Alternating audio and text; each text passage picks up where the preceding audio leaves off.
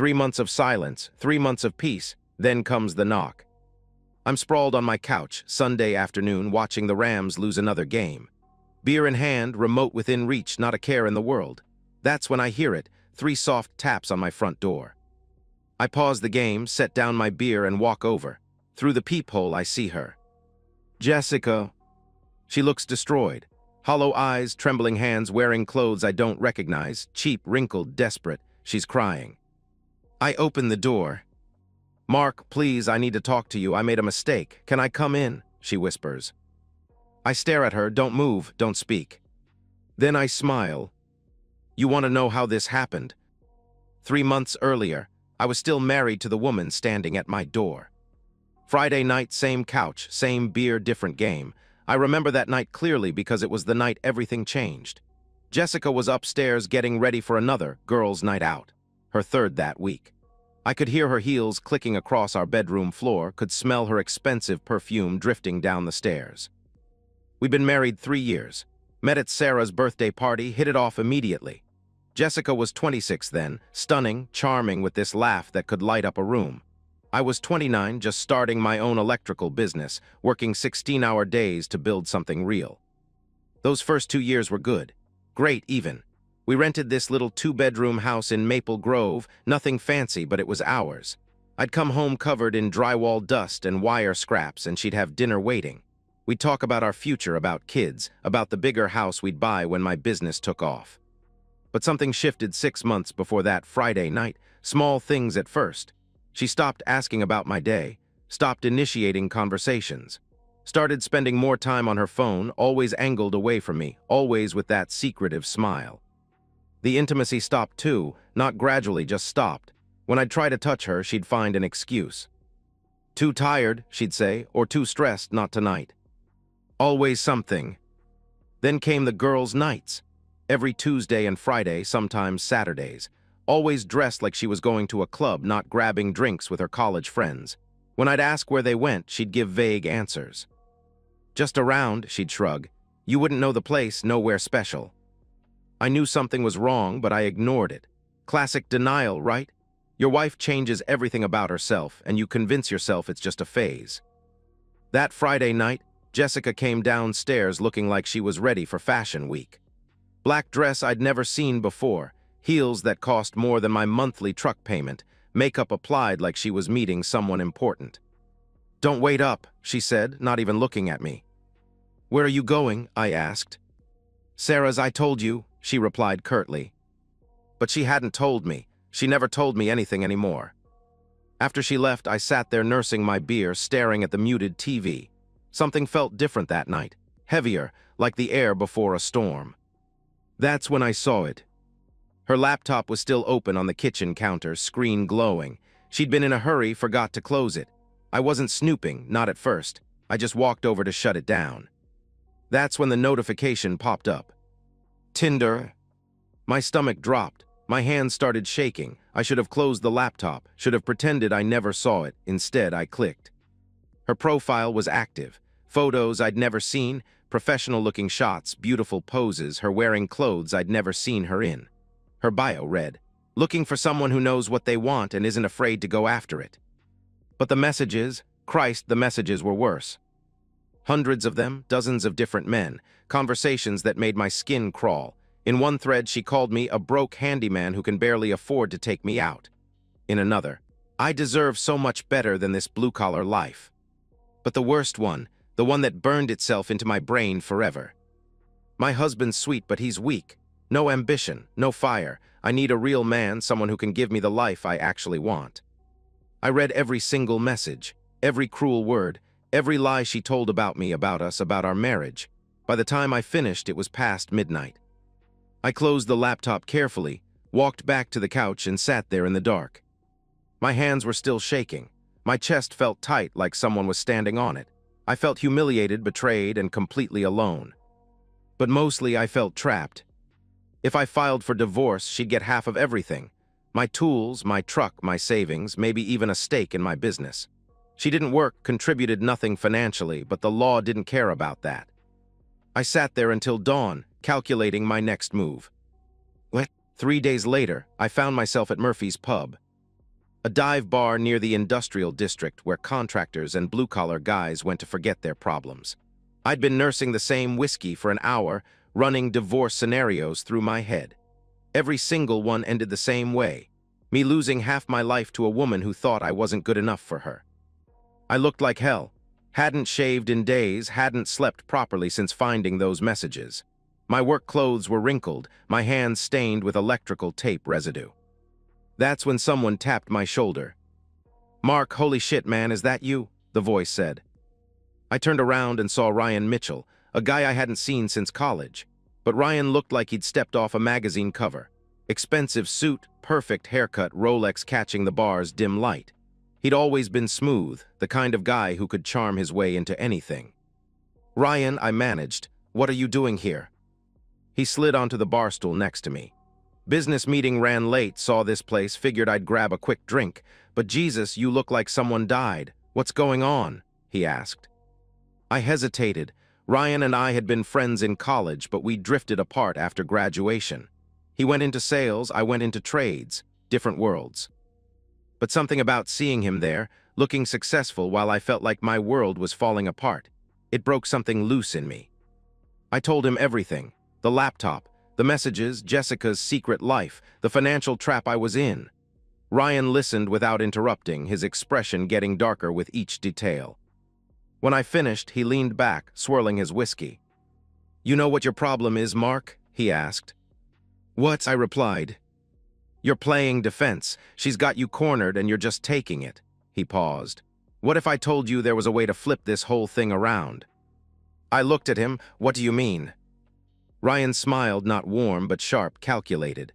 "She's looking for a rich guy, right? Someone to upgrade to." I nodded. "What if I became that guy?" He leaned closer. "I charm her, make her think she's hit the jackpot. She falls for me, files for divorce herself thinking she doesn't need a dime from you because she's found her meal ticket. Then I disappear. She gets nothing. You keep everything." I stared at him. "You do that?"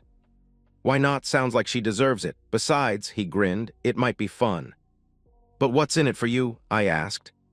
"You buy me some nice dinners, cover my expenses, and we call it even. Consider it a favor for an old friend," he answered. I sat there processing what he was suggesting. It was manipulative, cruel, risky as hell. But so was what Jessica had been doing to me. "How would it work?" I asked. Ryan pulled out his phone. "Simple. I create a fake Tinder profile, make myself look irresistible. Rich entrepreneur, expensive lifestyle, the works. She'll match with me. Trust me, I know her type.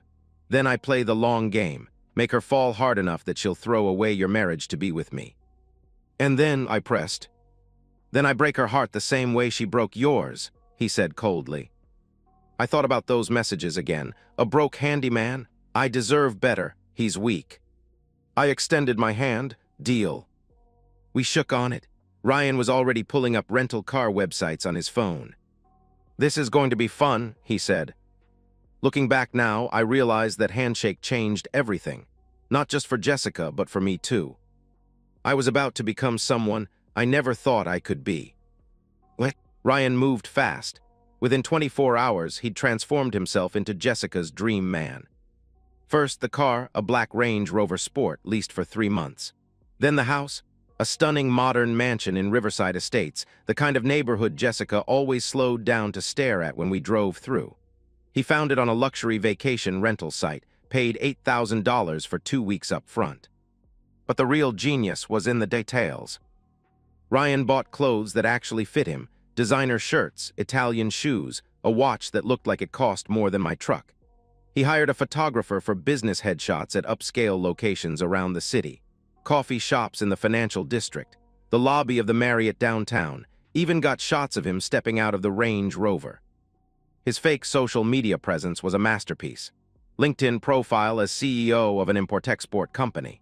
Instagram filled with photos at high-end restaurants, airport lounges, business meetings in glass conference rooms. Every image screamed success and sophistication. Then came the Tinder profile. Ryan Mitchell, 34, entrepreneur and wine enthusiast, looking for someone real in a city full of fakes. The photos were perfect, confident but not arrogant, successful but approachable. In one shot, he's laughing at an upscale bar. In another, he's in a business suit checking his Rolex. The final photo showed him at the mansion's infinity pool, looking thoughtful and mysterious. Within 6 hours of going live, he had 47 match. Jessica was number 12. I watched it all unfold through screenshots Ryan sent me. Their first exchange was innocent enough. "Love your profile, that house is gorgeous," Jessica wrote. "Thanks, it's my little retreat from the chaos of business. Do you ever feel like you need an escape from your daily routine?" Ryan replied. She was hooked immediately. They moved from small talk to deeper conversation within hours. Ryan knew exactly what to say. He complimented her intelligence, asked about her dreams, made her feel seen and understood. Meanwhile, I was living a double life. Coming home every night to a wife who was texting another man constantly, watching her get dressed up for dates while pretending I didn't know where she was going.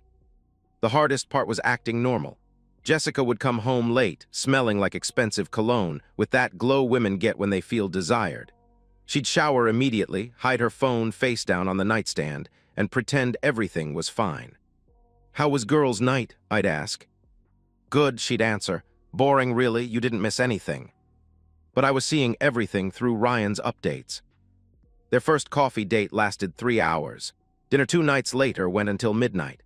By the end of week 1, she was spending entire evenings at the mansion, touring his home office, admiring his wine collection, completely convinced she'd found her Prince Charming. Ryan played it perfectly. He never came on too strong, never seemed desperate. Instead, he let her chase him. He'd take hours to respond to texts, always seeming busy with international business calls or investor meetings. It drove her wild. The messages Ryan showed me got more intimate by the day. "I've never met anyone like you. You make me feel like I can be myself," Jessica texted. "You deserve someone who sees your worth. I hope whoever you're with knows how lucky he is," Ryan responded. "He doesn't, not really," she replied. That message came on a Tuesday night. Jessica was in our bed, right next to me, telling another man that I didn't appreciate her. 2 weeks in, Ryan invited her to the mansion for a quiet dinner. He cooked something exotic and impressive, opened a $200 bottle of wine, put on jazz music. They talked until 2 a.m. about life, dreams, the future. Jessica called me that night to say she was staying at Sarah's because she'd had too much to drink. "Are you sure you're okay?" I asked, playing the concerned husband. "I'm fine. Sarah's taking good care of me. I'll be home tomorrow," she lied smoothly. But Sarah lived 20 minutes away. The mansion was an hour and a half from our house. When Jessica came home the next morning, she was different, glowing, confident. She looked at me like I was a stranger, or worse, like I was something she was already planning to leave behind. That's when I knew Ryan had succeeded. She was completely, hopelessly, dangerously in love with a man who didn't exist. The trap was set. Now we just had to wait for her to walk into it. It happened on a Thursday. I was in the garage, working on my truck's transmission, when Jessica walked in holding a manila envelope. She looked different. Hair professionally styled, makeup perfect, wearing a dress I'd never seen before. She looked like she was dressed for something important. Something final. "Mark, we need to talk," she announced. I wiped my hands on a rag, straightened up. "What's up?" She held out the envelope. "I want you to sign these." I didn't take it immediately. "What are they?" "Divorce papers," she said. The words came out flat, matter-of-fact, like she was asking me to sign for a package. My stomach dropped, even though I'd been expecting this moment for weeks, even though it was part of the plan. The reality of hearing those words from my wife of 3 years hit harder than I'd prepared for. "Divorce papers," I repeated, putting just the right amount of shock in my voice. Jessica sighed like she was annoyed she had to explain. "I'm leaving you, Mark. I've met someone else, someone who can give me the life I deserve." I let the envelope sit on my workbench. "What are you talking about? Who is he?" Her face lit up when she said his name. Ryan Mitchell. He's an entrepreneur, owns his own business. He has a beautiful house in Riverside Estates, drives a Range Rover. He treats me like a queen, Mark, like I'm actually worth something. The knife twisted deeper. "So that's it, 3 years of marriage and you're just done." "I should have done this months ago," she replied, crossing her arms. "We both know this hasn't been working. You're a good person, Mark, but we're just incompatible. I need more than this life can offer." I picked up the envelope with hands that barely trembled. The papers inside were real. She'd paid an actual lawyer to draw them up. But as I read through them, I realized something that made my chest tight with a different kind of emotion. She was giving up everything. No alimo. And why? No asset division. No claim to my business, my tools, my truck, my savings account. Nothing. She just wanted out clean and simple, assuming her rich boyfriend would take care of her forever. "You're not asking for anything," I observed, looking up at her. She shrugged. "I don't need anything from you. Ryan can provide for me better than you ever could." There it was, the final insult. Not just that she was leaving, but that she considered me so worthless she wouldn't even take what the law would have given her. "You're sure about this?" I asked. "About him, about throwing away our marriage for someone you've known for what, a few weeks?" "I'm completely sure," she answered. Her voice was steady, confident. "Ryan is everything you're not, Mark. Ambitious, successful, passionate about life. He makes me feel alive again." I looked down at the papers again. "All right, if that's what you want." I signed them, every page, every line, without argument or negotiation. Jessica watched with surprise. I could see it in her face. She'd expected me to fight, to beg, to make a scene. Instead, I just let her go. When I handed the papers back, she actually looked confused. "That's it?" she asked. "What did you expect?" I replied. "I thought you'd, I don't know, try to talk me out of it," she said. I met her eyes. Would it change anything? She hesitated for just a moment. "No." "Then there's nothing to talk about," I concluded. She took the papers, held them against her chest like they were precious. "I'll be back this weekend to get my things, just my personal stuff, clothes, photos, that sort of thing." "Fine," I agreed. She turned to leave, then stopped. "Mark, for what it's worth, I'm sorry it ended this way. You're not a bad person, you're just not the right person for me." I nodded. "Good luck with Ryan." She smiled, the first genuine smile she'd given me in months. "Thank you. I think I'm finally going to be happy," she said softly. After she left, I sat on my workbench, surrounded by tools and oil stains, and pulled out my phone.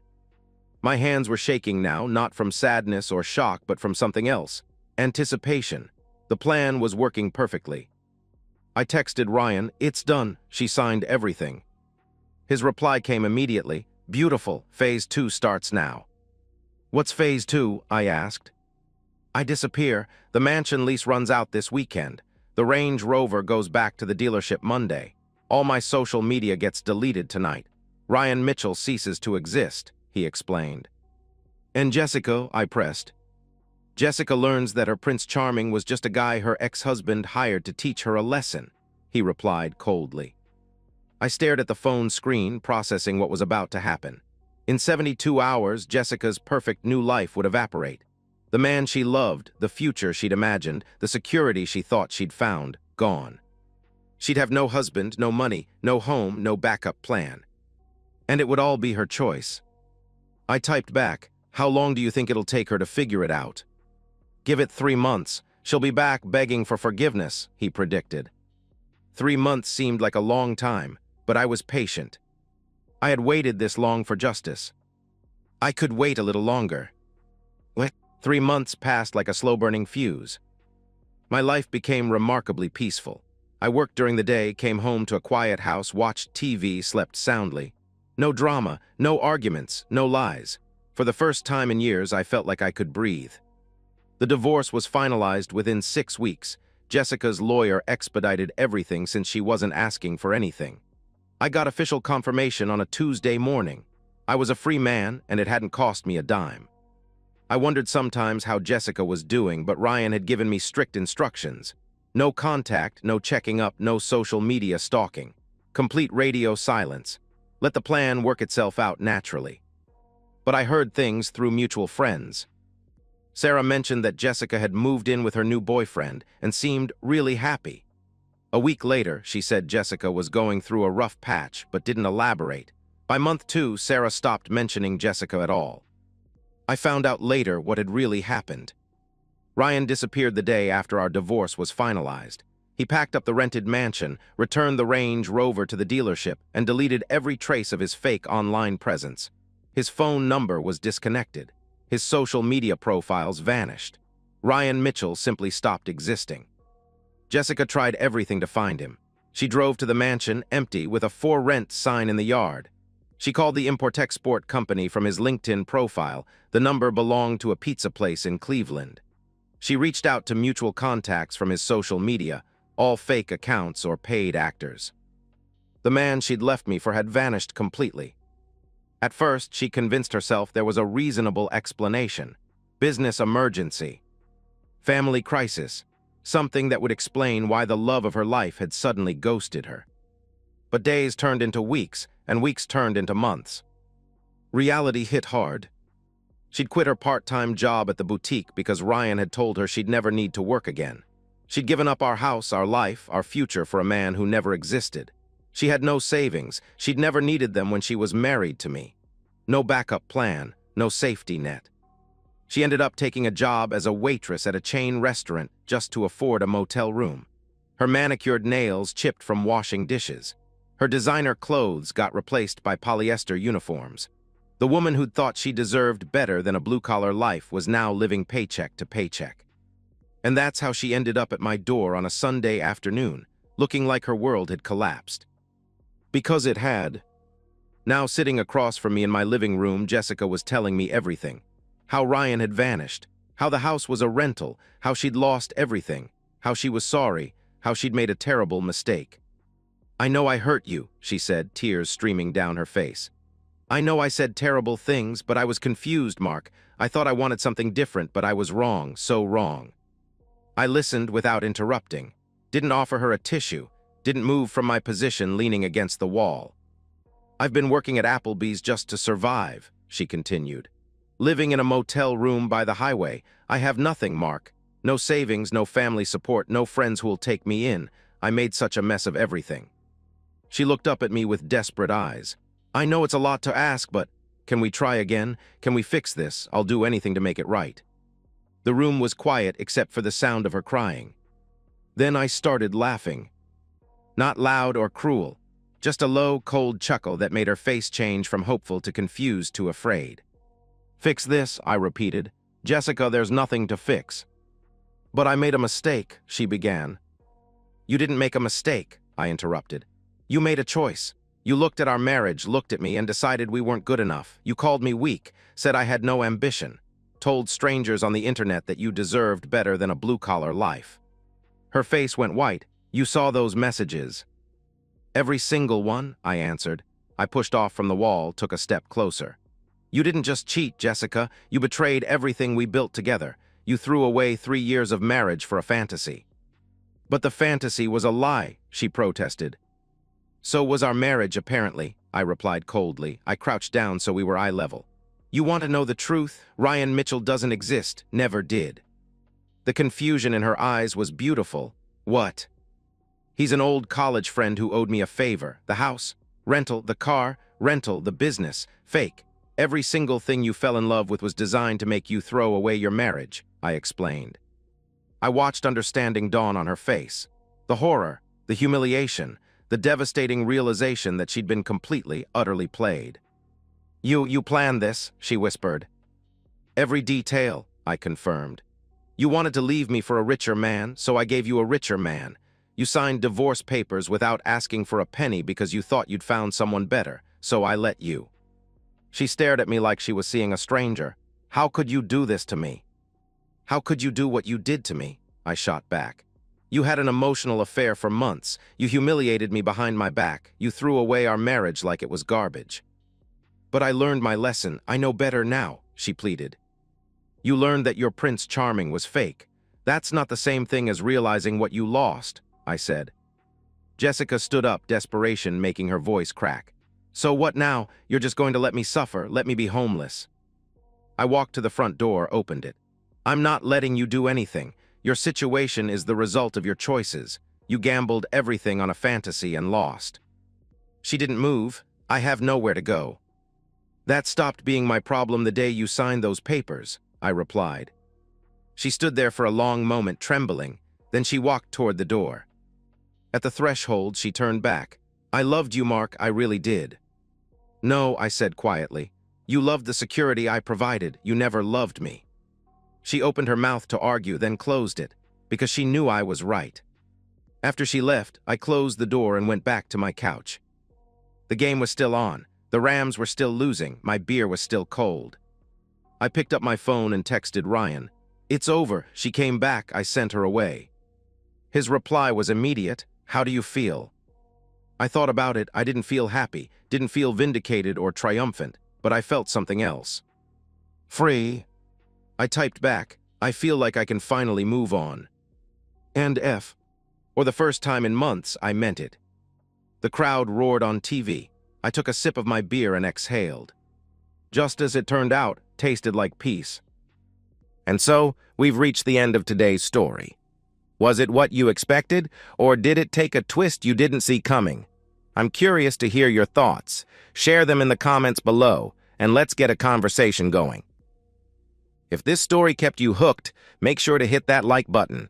And if you're new here or just haven't subscribed yet, now's the perfect time to join our community. I bring you fresh, captivating stories every day, so click that subscribe button and turn on notifications so you never miss out. Thanks for watching, and I'll see you in the next one.